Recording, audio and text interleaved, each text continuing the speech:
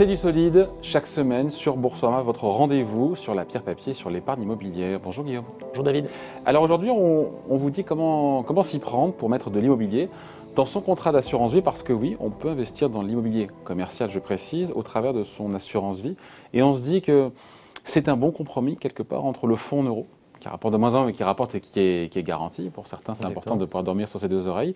Et les UC, ce qu'on appelle les unités de compte, tout ce qui est actions, qui pour le coup rapporte plus, mais il faut avoir le cœur parfois bien accroché. Exactement. En fait, aujourd'hui dans l'assurance vie, donc vous avez ce qu'on appelle des contrats multi-supports. La partie active générale, qu'on connaît tous, mais qui effectivement a cette rentabilité qui baisse tout simplement au gré des rendements que vous avez quand vous achetez une obligation de l'État français, qui aujourd'hui est à 10 ans à taux négatif. Et puis vous avez cette enveloppe unité de compte. Et en général, les épargnants connaissent plus les unités de compte actions, alors qu'aujourd'hui, il y a toute une offre d'unités de compte immobilier. Et je pense que comme dans tout patrimoine, vous avez intérêt à ne pas mettre tous vos œufs dans le même panier, vous avez intérêt à avoir une partie non négligeable d'unités de compte immobilière. Voilà, donc il y a du choix, on va passer en revue ces unités de compte, justement. Il y en a trois, il y a trois grandes familles. Oui. Il y a les SCPI, on en parle évidemment régulièrement ici. Tout à fait.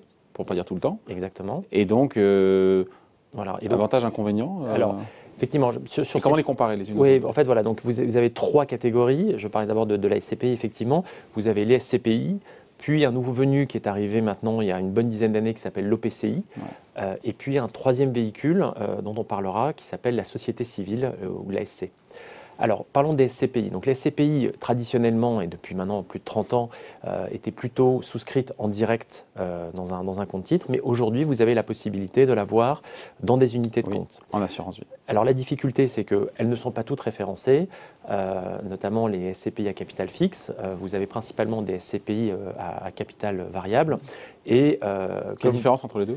Alors, les SCPI à capital fixe, vous ne pouvez rentrer que lorsqu'il y a une augmentation de capital.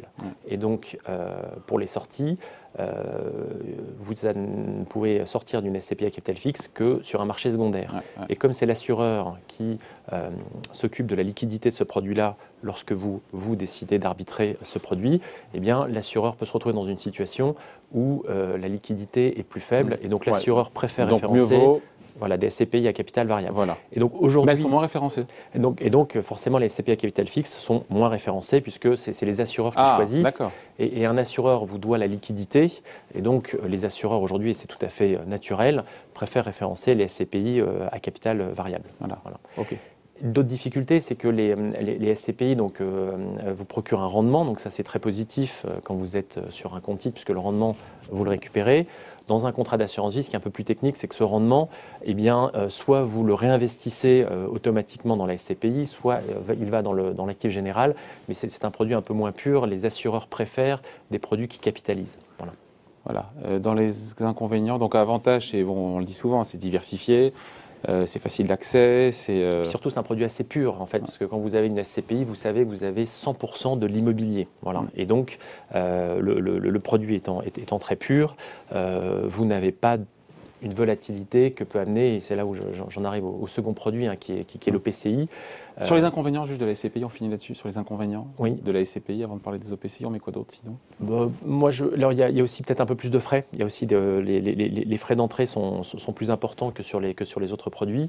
Mais à part ça, je veux dire, c'est à peu près tout. Je veux dire, la SCPI est un produit très utilisé et qui aujourd'hui fonctionne assez bien dans les contrats d'assurance vie. Alors pourquoi l'OPCI? Alors, pourquoi l'OPCI? Parce qu'en gros, il y a un peu d'action dedans, c'est ça en fait. Oui, exactement. Alors, et là, on se dit, quel intérêt quand je rachète de l'immobilier commercial, c'est pour l'immobilier commercial, c'est pas pour avoir des actions, non? Oui, alors pourquoi il y a eu cette création de ces produits OPCI? Pour les rendre plus liquides, c'est ça? C'est exactement, c'est pour les rendre plus liquides. Et donc, le régulateur a souhaité qu'il y ait une poche de fonds dits UCITS ou de fonds liquides dans l'OPCI. Et donc, aujourd'hui, vous avez dans la plupart des OPCI de marché, environ 40% de l'actif en actif liquide. Oui, mais on dilue le principe de la SCPI, je trouve. Alors, on dilue effectivement la poche de dire que c'est un produit 100% immobilier pur, mais en général, dans les OPCI, la poche d'actifs liquides est gérée en foncière cotée. Donc, vous avez toujours une exposition au marché immobilier. L'avantage, c'est que quand c'est bien géré, eh bien, le marché action sur longue période peut faire des performances tout à fait favorables, voire supérieures au marché de l'immobilier pur. En revanche, c'est un marché qui est plus volatile, et notamment en 2020, la plupart des EPCI ont eu une performance négative, car cette poche a pesé sur la performance de la poche. Non, mais je ne suis pas convaincu sur l'EPCI. Voilà. Parce que c'est normalement plus liquide, ok, d'accord. Tout à fait. Mais si au prix de la liquidité, on a une perf négative.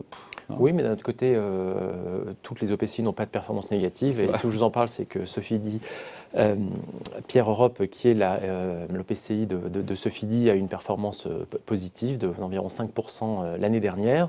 Donc, vous pouvez aussi bien gérer votre poche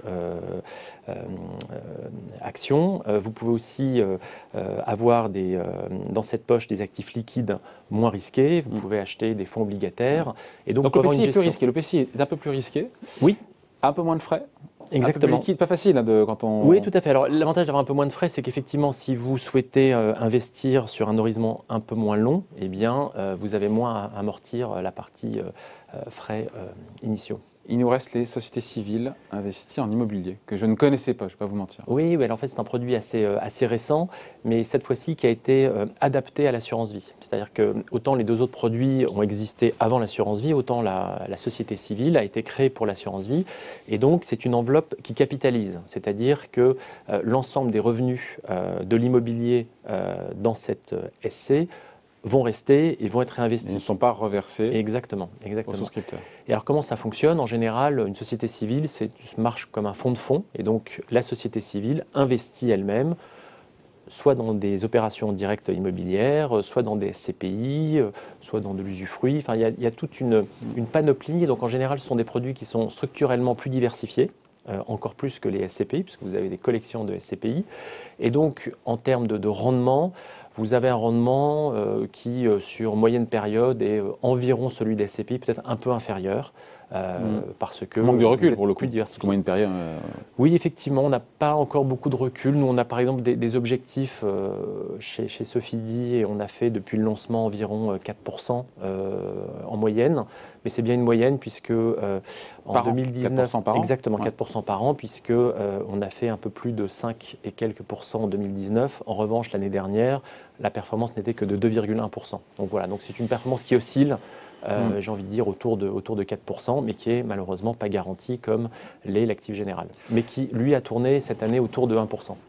On se dit quoi alors s'il faut, parce que quand on est un particulier, qu'on doit choisir dans son assurance vie, on a le choix donc entre la SCPI, l'OPCI et puis la société civile. Supposé qu'elle soit référencée d'ailleurs. Mais et donc qu'est-ce qu'on fait? Ne répondez pas, on prend les trois. Hein. Oui, non, bien sûr qu'on prend les trois. non, mais je pense que si vous avez un horizon très long terme, je pense que la SCPI est peut-être le meilleur choix. Et si vous voulez investir dans l'immobilier pur, je pense que la SCPI reste le meilleur choix.